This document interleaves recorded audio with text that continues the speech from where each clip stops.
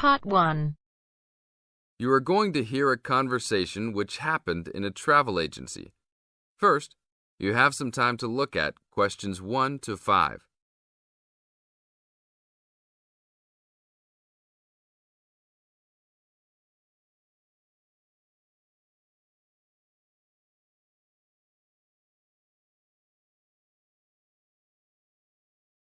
Now we will play the recording.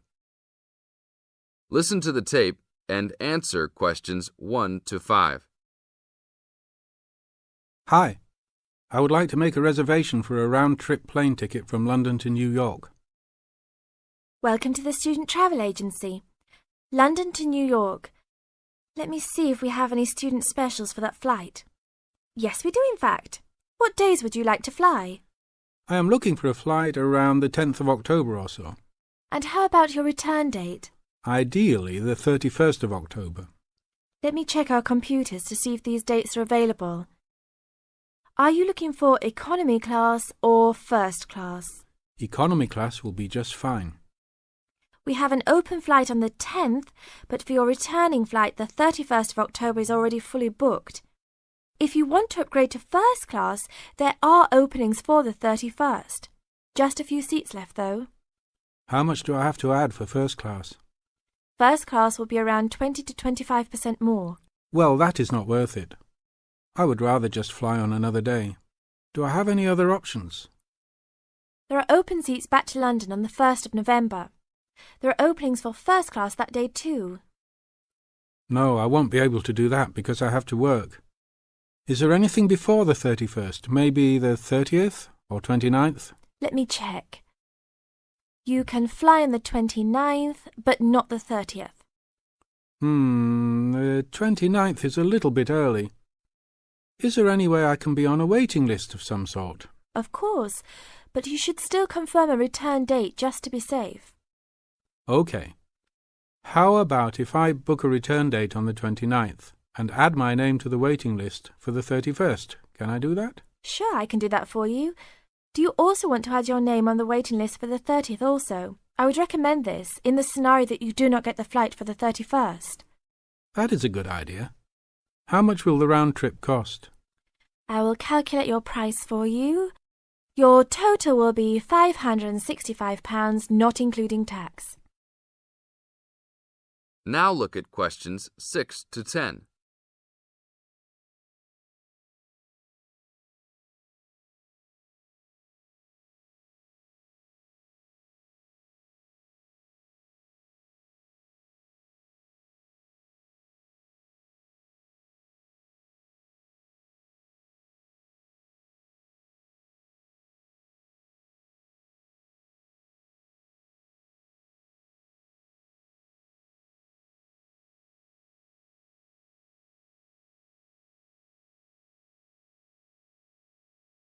Now listen to the tape and answer questions 6 to 10. That's not too bad. Is there any discount for students? That is already including the discount. Without the discount, the price is easily over £600. OK, that sounds good then. Please put me down for those dates. I will need your information. Name and student identification number, please. Kenneth Conley, student ID 92123020. Your phone number, please. 87052109. Please tell me your mailing address. 354 Westchester Drive, London. Thank you very much, sir. How would you like to pay for the ticket? I think I will pay in cash. Well, you don't need to pay right now, just when you come to pick up the tickets. You will need to pick up the tickets at least 2 weeks before departure. That is no problem. One quick question. What happens if for some reason I need to cancel my trip? The student discount tickets are unfortunately non-refundable. However, if your cancellation is before 24 hours of takeoff time, then you can reschedule your flight for another day. If the cancellation is within 24 hours, then you forfeit your ticket. I understand. Well, thank you very much. I will see you next week. See you then. That is the end of part 1. You now have half a minute to check your answers.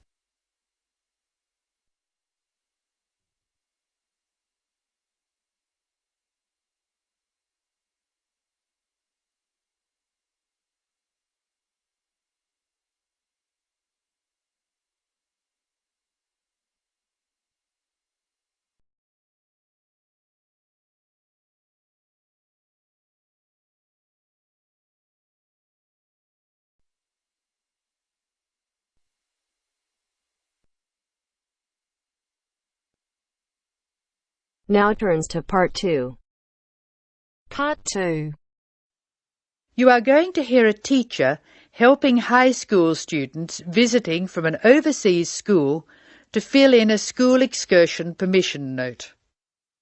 First, you have some time to look at questions 11 to 17.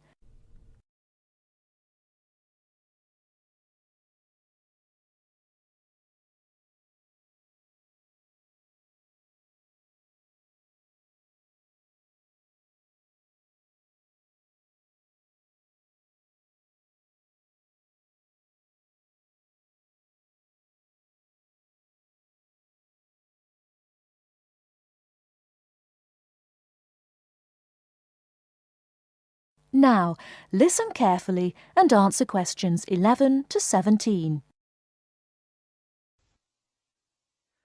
Good morning, students. My name is Mrs. Brown, and I'm in charge of the school excursion next week. Please take out your school excursion permission note so you can fill it in. For insurance purposes, this note must be signed by your guardian or the group leader. First of all, fill in the name of your class. Everyone here is in 3A, aren't they?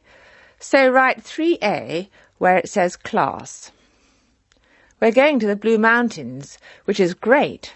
So this is the school excursion to the Blue Mountains. The day we leave is Monday. That's Monday, June 10.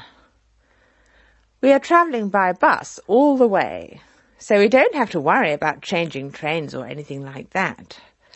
The bus will leave from the front gate at 8 a.m. I know we usually use the side gate, but because of the roadworks we will be using the front gate when we leave. However, when we return, the roadwork will be complete, so we'll use the side gate. We expect to be back at 6 p.m. It's going to be a lovely day. Your teachers will give you tasks to do when we arrive. We'll provide fruit and fruit juice on the bus, but you must bring your own lunch. While we're on the excursion, we'll be moving around a lot in some fairly rough country. Be very careful to wear strong shoes. It's very important that you look after your feet very well. Now, does anyone have any questions they want to ask? Before you hear the rest of the talk, you have some time to look at questions 18 to 20.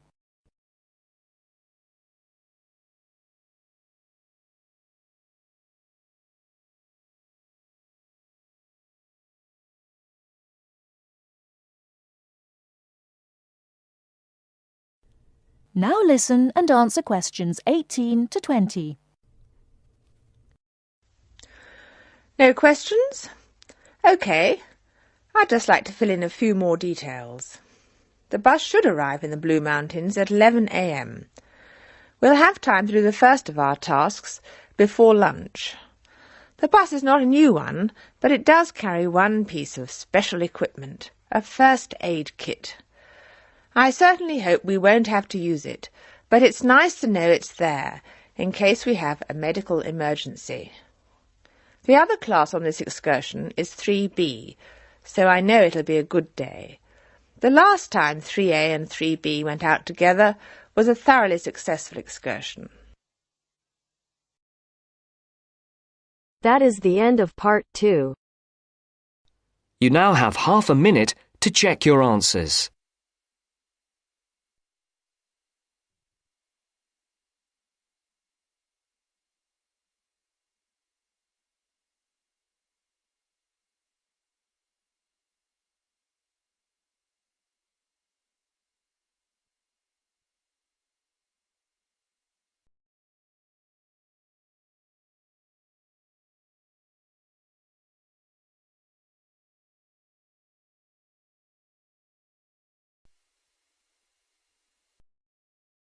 Now turns to part 3.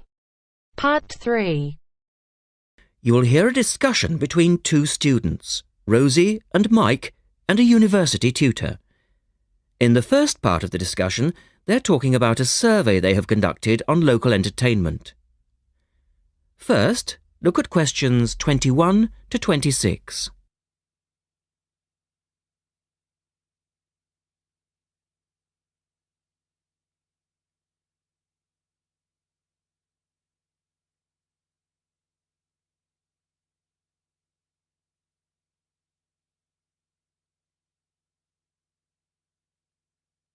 Now listen to the first part of the discussion and answer questions 21 to 26.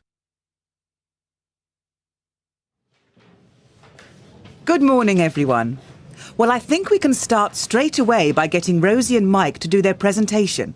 Would you like to start, Rosie? Yes. Well, we've done a survey on local entertainment. Basically, we tried to find out how students feel about the entertainment in the town and how much they use it. Yes, so we've called our project Out and About. Yes, that's a good title, Out and About. We wanted to find out how well students use the entertainment facilities in town, whether they get to see the latest plays, films, that kind of thing. Now, we have our own facilities on campus, of course. Oh, yes.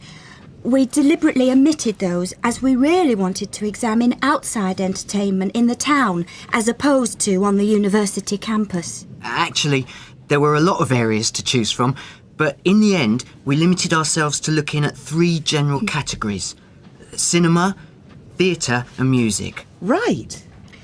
OK, well, first of all, cinema. In the town, there are 3 main places where you can see films. There's the new multi-screen cinema complex, the old park cinema and a late-night Odeon. So, if you look at this chart, in terms of audience size, the multi-screen complex accounts for 75% of all cinema seats. The park cinema accounts for 20% of seats, and the late-night Odeon has just 5% of seats. As you probably know, the complex and the park show all the latest films, while the late-night cinema tends to show cult films. So, when we interviewed the students, we thought the complex would be the most popular choice of cinema. But surprisingly, it was the late-night Odeon. Yeah, and most students said that if they wanted to see a new film, they waited for it to show at the park, because the complex is more expensive and further out of town, so you have to pay more to get there as well. Yes, and that adds to the cost, of course, and detracts from the popularity, evidently.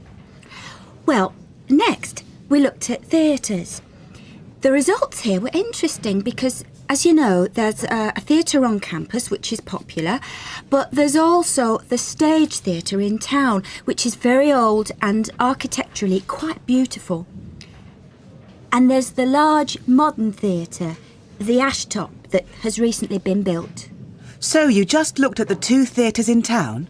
Yes, but the thing about the theatres is that there's a whole variety of seat prices. Also, the types of performance vary, so students tend to buy seats at both and like using both for different reasons. And if they want cheap seats at the Ashtop, they can just sit further from the front. What we did find that was very interesting is that there are periods during the year when students seem to go to the theatre and periods when they go to the cinema. And we really think that's to do with budget. If you look at this graph, you can see that there's a peak around November, December when they go to the theatre more, and then a period in April, May when neither is particularly popular. And then theatre viewing seems to trail off virtually, while the cinema becomes quite popular in June, July. I think you're probably right about your conclusions. In the second part of the discussion, Rosie and Mike talk about different music clubs. Look at questions 27 to 30 first.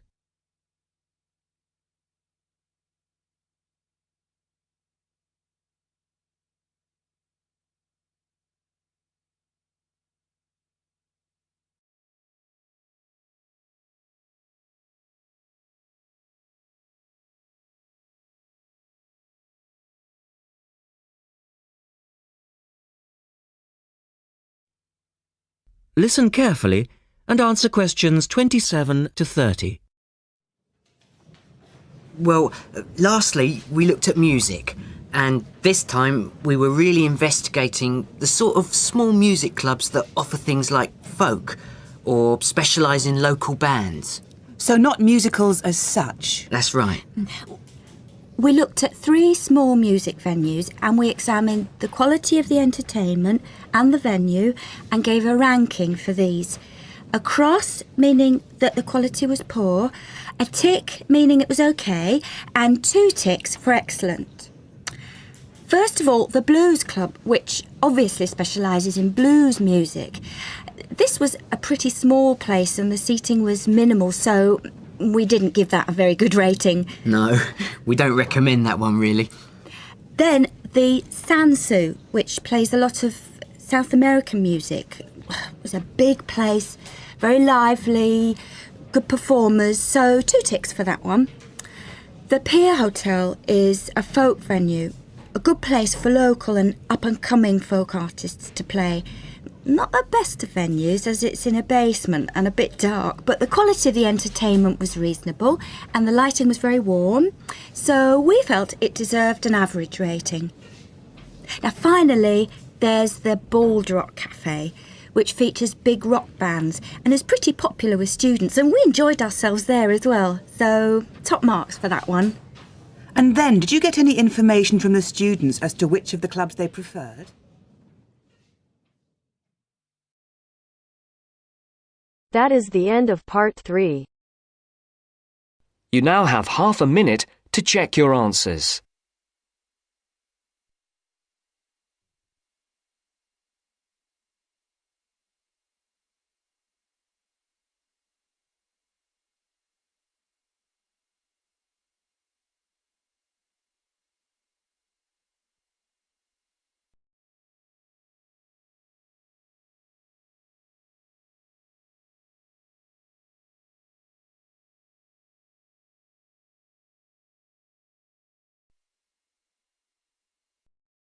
Now turns to part 4.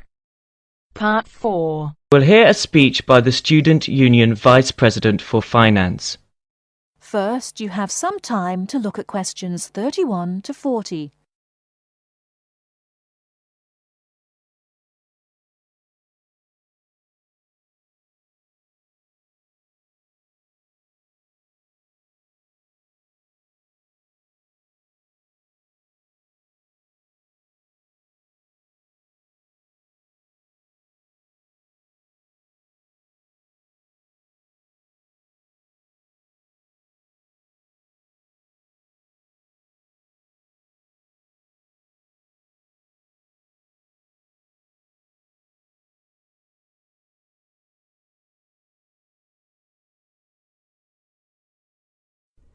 Now listen carefully and answer questions 31 to 40.